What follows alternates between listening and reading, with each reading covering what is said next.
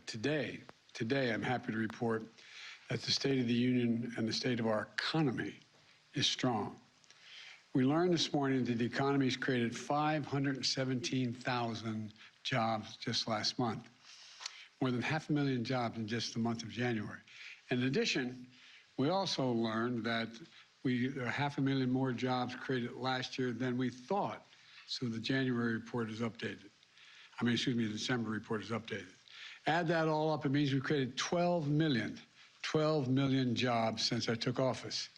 That means we have created more jobs in 2 years than any presidential term, than any time in 2 years. That's the strongest 2 years of job growth in history by a long shot. As my dad used to say, a job's about a lot more than a paycheck. It's about your dignity. And 12 million more Americans get up every morning knowing they can provide for their families with the dignity and sense of self-worth that had been missing.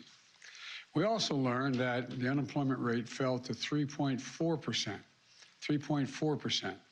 That's the lowest in 54 years. In fact, the last time unemployment rate was that low was May of 1969. Think about that. And what's more, Black and Hispanic unemployment are near record lows. This matters. The more working-age folks come into the labor market looking for jobs last month than have in a long while. That is, remember all the talk about no one's looking for, we need more people coming into the market. Well, more people are coming into the market looking for jobs and getting jobs. A positive sign for the health of the economy going forward. And even as the job market reaches historic highs, inflation continues to come down. Inflation has now fallen for 6 straight months.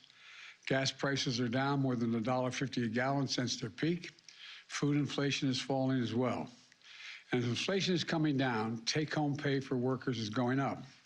Real wages are up. Wages for lower-income, middle-income workers have gone up even more.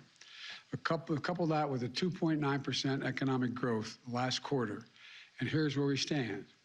The strongest job growth in history, the lowest unemployment rate in 54 years, manufacturing rebounding at a faster rate than in the last 40 years, inflation coming down, real wages going up, but moderately going up, not going through the roof, the economy growing at a solid clip.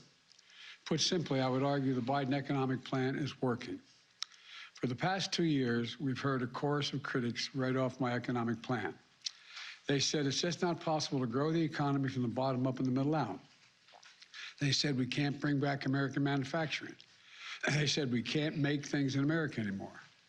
That somehow adding jobs was a bad thing. Well, or that the only way to slow down inflation was to destroy jobs. Well, today's data makes crystal clear what I've always known in my gut.